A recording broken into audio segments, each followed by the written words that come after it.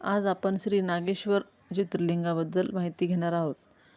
त्या काळी दारुका नावाची एक अतिप्रभावी राक्षसी स्त्री होती. आळशी लोकांना पाहून तिच्या मनात तिरस्कार निर्माण होत असे. अळणी कर्तृत्वहीन जीवन पाहून तिला चीड येत असे. स्त्री शक्ती जागृत होत असे. पुराणात वर्णन आहे, दारुकेने पार्वतीच्या प्राप्तीसाठी तपश्चर्या केली, पार्वतीला प्रसन्न केले व वरदानात अमाप शक्ती मिळवली. दारुकेचे लग्न दारुक नावाच्या राक्षसाबरोबर झाले होते. सामान्यतः असे मानतात, स्त्री कोणाचे नुकसान करीत नाही, स्त्री कधी संस्कृती बिघडवत नाही. म्हणूनच महाभारत काळात स्त्रीला सर्वत्र जाण्याची मोकळीक होती. लढाई असो, मतसुद्ध्यांची खलबते असोत, स्त्री अनिर्बंधपणे फिरू शकत होती. जेव्हा स्त्री भयंकर बनते तेव्हा संस्कृतीवर अधपतन ओढवते, नैतिक मूल्यांचा संहार होतो. तत्कालीन समाज दारुकेला देवी समजून पूजित होता. तिच्या भावाने लोक चकित होत. तिच्या इशाऱ्याप्रमाणे वागायला तयार होत. लोकात असलेली कृती, धृती व मेधा या तिन्ही शक्तीने तिने आव्हान केले. लोकात असलेल्या या तिन्ही शक्ती तिने जागृत केल्या, तिने पेटवून दिले. आळशी लोकांना इहलोकात सुख नाही व त्यांची शक्ती जागृत करून तिने प्रचंड कार्य केले. दारुका वनातील सर्वच जागा तिच्या मालकीची होती. तिचे प्रभुत्व भीतीदायक होते. त्यामुळे जीवनातील नैतिक, सांस्कृतिक व आध्यात्मिक मूल्ये चिपाट बनली होती. त्यात रस नव्हता, श्रद्धा बनवून दिली होती. पार्वतीच्या कृपाप्रसादामुळे ती इतकी प्रभावी बनली होती की तिला विरोध करणारा वर्ग जवळजवळ मृतप्राय झाला होता.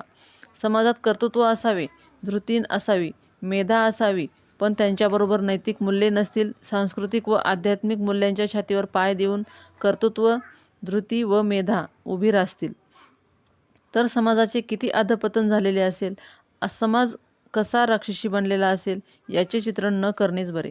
राक्षस म्हणजे माझे रक्षण करायला मी समर्थ आहे असा समजणारा जीव. मी माझ्या पायावर उभा राहू शकतो, आम्हाला कोणाच्या आधाराची गरज नाही, कोणतीही देवता आमची रक्षक नाही, आम्ही आमचे रक्षण करू, असे समजणारे सारे राक्षस समजावेत. दारुका या वर्गातील स्त्री होती. तिने लोकातील श्रद्धा व भावना उडवून दिली. सारा समाज राक्षसी वृत्तीचा बनवला. हे पाहून तत्कालीन समाजातील काही ब्राह्मणांना फार दुःख झाले. त्यांच्या नसानसात वाहत असलेले पारंपरिक वैदिक रक्त जागृत झाले. त्यांना वाटले, समाजाचे हे अधपतन थांबवले पाहिजे.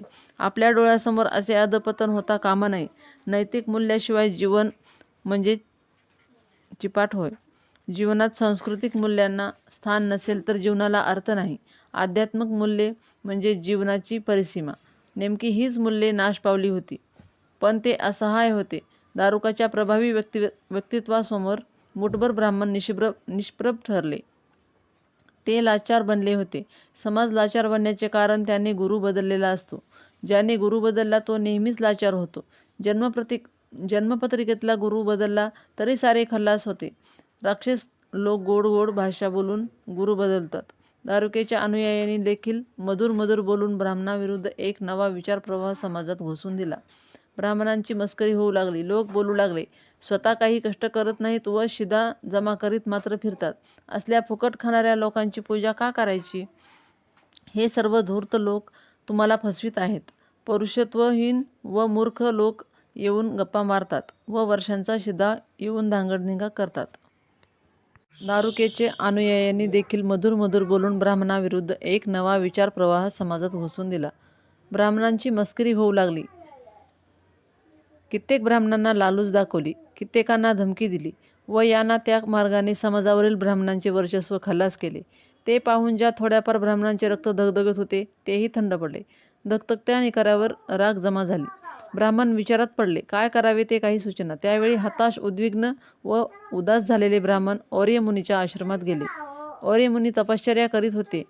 तेथे त्यांच्याजवळ जाऊन ब्राह्मण म्हणाले, सारा समाज नीच नाहीत. दारुका तर समाजात आत्मप्रत्यय परत उभा केला आहे. आळशी समाजाला हलवून जागवून कृतिशील बनवले आहे. आळसाला भगवंत कसा बरे भेटेल? ब्राह्मण म्हणाले, मुनीश्वर, आपल्याला कल्पना नाही, या लोकांनी समाजाचा किती सत्यानाश केला आहे. एक वेळ आमच्याबरोबर चला, स्वतःच्या डोळ्यांनी समाज पहा, म्हणजे कल्पना येईल. या लोकांचे विचार समाजात फार खोल रुजले गेले आहेत. ते उपटून फेकणे अशक्य आहे. ब्राह्मणांच्या वाणीतून दर्शित होणारी असमर्थता व अशक्यता पाहून और्य मुनी थोडे हसले व अगदी शांतपणे ते म्हणाले, तुमचे सर्वांचे जीवनातील नैतिक मूल्यावर प्रेम आहे. सांस्कृतिक व आध्यात्मिक मूल्यावरही प्रेम आहे. ही सारी मूल्ये पुनर्जीवित व्हावीत अशी तुमची हार्दिक इच्छा आहे. पण एक गोष्ट पक्की लक्षात ठेवा, केवळ प्रेमाने कार्य उभे राहत नाही. दयाळू प्रभू सकलांचे कल्याण कर असे म्हणून सर्वांचे कल्याण होत नाही. प्रेमाबरोबर कार्याचे ज्ञान देखील असणे आवश्यक आहे. तुमच्याजवळ प्रेम आहे पण ज्ञान नाही. दारुकाचे लोक किती शहाणे, ते ज्ञानाची उपासना करतात. तुम्ही श्रद्धावान आहात पण तुमच्यामध्ये ज्ञानाचा ठिकाणा नाही. साधे भौतिक ज्ञान मिळावे म्हणून ते 18 वर्षे मेहनत करतात.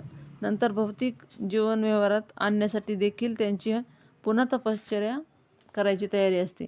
तुम्ही ब्राह्मण वर्षभर देखील पुरे अध्ययन करत नाही. म्हणता आमची श्रद्धा कार्य करेल. केवळ श्रद्धा उपयोगी येत नाही. त्या श्रद्धेच्या सोबत ज्ञानाची उपासना करणे अत्यंत आवश्यक आहे. ओरे मुनींनी तथाकथित भक्तांना व ब्राह्मणांना अशा तऱ्हेने महान उपदेश केला. पुढे ते म्हणाले, राक्षस वर्ग सर्वस्व देऊन ज्ञान मिळवित आहे. एखाद दुसरी भागवतातील कथा सांगून गप्प बसत नाहीत. ज्ञानहीन लोक राक्षसाबरोबर टक्कर देऊ शकणार नाहीत. राक्षस विद्येचे उपासक आहेत, ज्ञानपिपासू आहेत. ब्राह्मणातील ज्ञानपिपासा नाश पावलेला आहे हे ते जाणतात, म्हणून ते ब्राह्मणांच्या पाठीस लागतात. केवळ ज्ञानच मिळवून चालत नाही. केवळ ज्ञान कृतिशिन्न असते. त्याच्याबरोबर जबरदस्त निष्ठा असली पाहिजे. ती अभंग व अतूट राहिली पाहिजे. ज्या निष्ठेने पत्तर पाजरतो ती निष्ठा चांगली. म्हणूनच भगवंत दगडाचा बनवतात. वाटेल तेवढ्या अडचणी येवोत, माझी श्रद्धा अतूट राहील. दगडाच्या शिवलिंगाला देखील माझी निष्ठा पिघळविल. या निष्ठेने त्याची उपासना केली पाहिजे. त्यासाठी तीव्र संकल्प असणे आवश्यक आहे. संकल्प तीव्र नसेल तर श्रद्धा टिकणार नाही. समाजात कुठलाही विचार उभा करायचा असला तरी त्यासाठी तीव्र संकल्पाची गरज आहे. झाले तर करीन हा संकल्प नव्हे, झालेच पाहिजे. वाटेल ते झाले तरी मिळवीनच, याला संकल्प म्हणतात. संकल्प असा असावा याबद्दलची पुराणात एक कथा आहे. 2 भक्त होते. ते तप करीत होते. त्या दोघांनाही भगवंताच्या साक्षात्काराची गरज होती. नारदांना वाटले त्यांची परीक्षा करावी. त्याप्रमाणे नारद पहिल्या भक्ताजवळ आले. त्याला विचारले, भक्तराज, इथे बसून तुम्ही हे काय करीत आहात? तपश्चर्या. भक्त म्हणाला, कशासाठी? भगवंताच्या दर्शनासाठी. भगवंत असा काय रस्त्यात पडला आहे? त्यासाठी दीर्घकाल तपश्चर्या करावी लागते. दीर्घकाल म्हणजे किती वर्ष? या झाडावर जेवढी पाने आहेत तेवढी वर्ष. त्यानंतर भगवंताचे दर्शन घडते. मग माझ्या या तपश्चर्येला काहीच अर्थ नाही.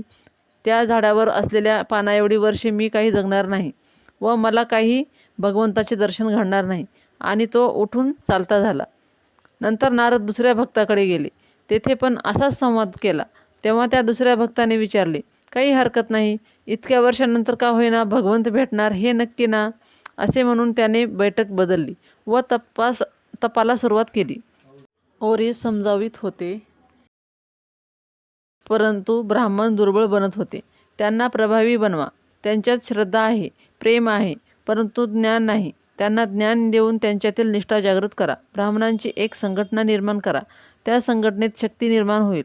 तेव्हाच तुम्ही राक्षसांचा पडाव करू शकाल. और्य मुनींचा हा उपदेश ऐकून ब्राह्मणांना स्वकर्तृत्वाची जागृती आली. थोड्याच काळात त्यांनी ज्ञान मिळवले. स्वतःची एक स्वतंत्र संघटना तयार केली. आता त्यांना कंगालीचा अथवा अपकीर्तीचा डर वाटत नव्हता. समाज जीवनात नैतिक मूल्ये टिकलीच पाहिजेत ही भावना त्यांच्या हृदयात पक्की बसली होती. वेळ प्रसंग आल्यास मरण स्वीकारू अशा प्रकारची मृत्युंजय शक्ती त्यांच्यात नांदू लागली. त्यांनी दारुकाला धमकी दिली, कुणा ब्राह्मणाला त्रास पोचला तर याद राख. चुपचाप तू तुझे काम कर, आम्ही आमचे करू. राक्षस वर्गाला ब्राह्मणांचे हे तडफदार उत्तर अपमानकारक वाटले. ते या उत्तराने चिडले, लढायला तयार झाले. परंतु दारुकेने त्यांच्या या विचारापासून परावृत्त केले. तिने ब्राह्मणांच्या संघटनेचे माप घेतले. तिला वाटले ब्राह्मण खरोखरच संघटित झाले असेल तर ते लढाईने दबणार नाहीत. शिवाय ते अल्पसंख्याक आहेत म्हणून त्यांच्याकडे थोडे दुर्लक्षही करावे. बाकीचा बहुजन समाज आपलाच हातात आहे. दारुकाच्या या बडाईखोर समजुतीचा ब्राह्मण वर्गाला फायदा झाला. या वर्गाने हळूहळू लोकमतावर आपल्या विचारांची पकड बसवली. पुढे दारुकेची अनिर्बंध सत्ता राहिली नाही. त्यामुळे तिने स्थलांतर करण्याचा विचार केला. राक्षस कुठल्याही दिवशी अपमानित होऊन जगत नाहीत. पुराणात वर्णन आहे, दारुकेला पार्वतीकडून वरदान मिळाले होते. स्वतःच्या साऱ्या वैभवासह ती स्थलांतर करू शकत होती. तसे दारुकेने स्वतःच्या सर्व वैभवासह स्थलांतर केले. फारच दूर समुद्रकिनारी तिने नवीन वसाहत तयार केली. हळूहळू सगळा दर्याकिनारा ताब्यात आणला व तिथे नवे राक्षस निर्माण केले. औरे मुनींनी सात्विकांना, ईश्वराला मानणाऱ्या लोकांना सतत मार्गदर्शन केले. ईश्वरी विचार प्रस्थापित करायचे असतील तर सद्वृत्तीच्या लोकांची ईश्वराच्या नावावर संघटित होऊन कृतिशील बनले पाहिजे. असे झाले तरच सद्विचार, नैतिक मूल्ये, संस्कृती यांचे पुनरुत्थान होईल. या औरे मुनीच्या मार्गदर्शनाखाली प्रजा जागृत झाली. दैवी विचारांचे पुनर्निर्माण झाले. सारा समाज कसा बदलला याचे वर्णन 2 मिनिटात करणे अशक्य आहे. त्यांना खूप कष्ट सहन करावे लागले होते. कितीतरी अडचणी आल्या. क्षणाक्षणाला निराक्षेने आपले साम्राज्य स्थापिले होते. सुरुवातीला ब्राह्मण एकत्र होणे कठीण. औरे मुनीच्या नेतृत्वाखाली सारे ब्राह्मण एकत्रित आले. औरे मुनींनी स्वतः तपश्चर्या करून ब्राह्मणांना शक्ती देण्यासाठी भगवंताला प्रार्थना केली. शंकर प्रसन्न झाले. ते स्थळ म्हणजे नागेश्वर दारुकावने. तपस्वी लोकांच्या कर्तृत्वाने पावन बनलेली भूमी म्हणजे ते स्थळ. दारुकेने समुद्रकिनारी वस्ती केली होती. स्वतःच्या प्रभावाने व कर्तृत्वाने तिथे देखील तिने राक्षसी विचारधारा मानणारा समाज निर्माण केला होता. एक वेळ सुप्रिय नावाचा प्रभावी वैश्य देशदेशांतरी व्यापार करून सुख संपत्ती मिळवून परत येत होता. त्याच्याजवळ शेकडो होड्या होत्या व होड्या त्या ज्या किनाऱ्यावर येत होत्या त्या साऱ्या किनाऱ्यावर दारुकेची सत्ता चालली होती. हे त्याला माहीत नव्हते. त्याचा काफिला पुढे आला. दारुकेने तो अटकावला.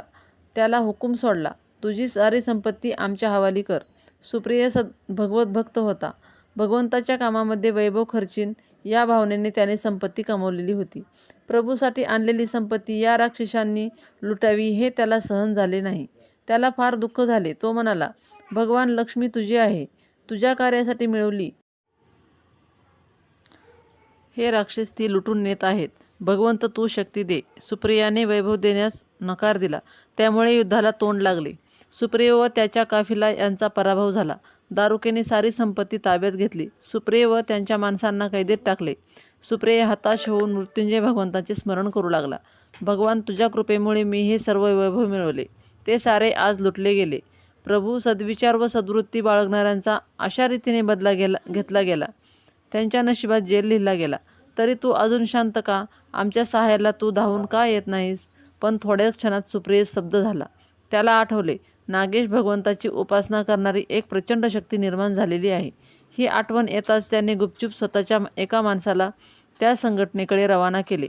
माणसासोबत संदेश पाठवला, मी प्रभू कार्यासाठी संपत्ती कमावली व परत स्वदेशी जात होतो. वाटेत दारुका व तिची माणसे यांनी माझे सारे वैभव लुटले. मला व माझ्या माणसांना कैदेत टाकले. ते समजताच या संघटित ब्राह्मण शक्तीने दारुकेला दमदाटी करणारे एक पत्र लिहिले. त्यात म्हटले, सुप्रियाला त्यांच्या वैभवासह मुक्त केले जावे, नाहीतर आमच्याशी गाठ आहे. दारुका बुद्धिशाली होती. तिला वाटले, अशा धमकीला भिवून चालणार नाही. या पत्राला योग्य उत्तर दिलेच पाहिजे. तिने विचार केला व अति मत्सुद्दिगारी दाखवून पत्र लिहिले. तुमचा व आमचा करार झालेला आहे. कुठल्याही ब्राह्मणाला आमच्यापासून त्रास पोचता नये ही त्यातील अट आहे. ती अट आम्ही तंतोतंत पाळलेली आहे. सुप्रिय ब्राह्मण नाही, तो वैश्य आहे. तेव्हा या प्रकरणात आपला काही संबंध पोचत नाही. त्या पत्राला ब्राह्मणाने उत्तर दिले, ब्राह्मण कधीच एकटा असत नाही. चातुर्वर्ण्य व्यवस्थेसह ब्राह्मण राहतो. जे लोक वर्णाश्रम धर्म पाळतात, वैदिक विचारांना मान्यता देतात, ते सर्व लोक आमचे आहेत. म्हणून या लोकांना तुम्ही मुक्त केले पाहिजे. ब्राह्मणाकडून आलेल्या या दमबाजीसमोर दारुकेने मान तुकविले नाही. तिने ब्राह्मणांच्या पत्राला उत्तर दिले नाही. त्यामुळे युद्ध ओढावले. वैदिक निष्ठेवरील प्रेमामुळे सर्व वर्ण एकत्रित आले. पण या युद्धात यश मिळाले की नाही याबद्दल सर्वांच्याच मनात शंका उभी राहिली. कारण दारुकेची शक्ती तेवढी प्रभावी होती. तिची भीती सर्वांच्या मनात घर करून बसली. देवी विचारधारा पुन्हा उद्विग्नतेने घेरली गेली. त्यावेळी सर्व वर्णांनी एकत्र येऊन नागेश भगवंताची प्रार्थना केली. पार्वती म्हणाली, लोकात कृतिशीलता येणे आवश्यक आहे. म्हणून या राक्षसी गुणांना तुम्ही खल्लास करू नका. शंकर म्हणाले, तुझे म्हणणे खरे आहे.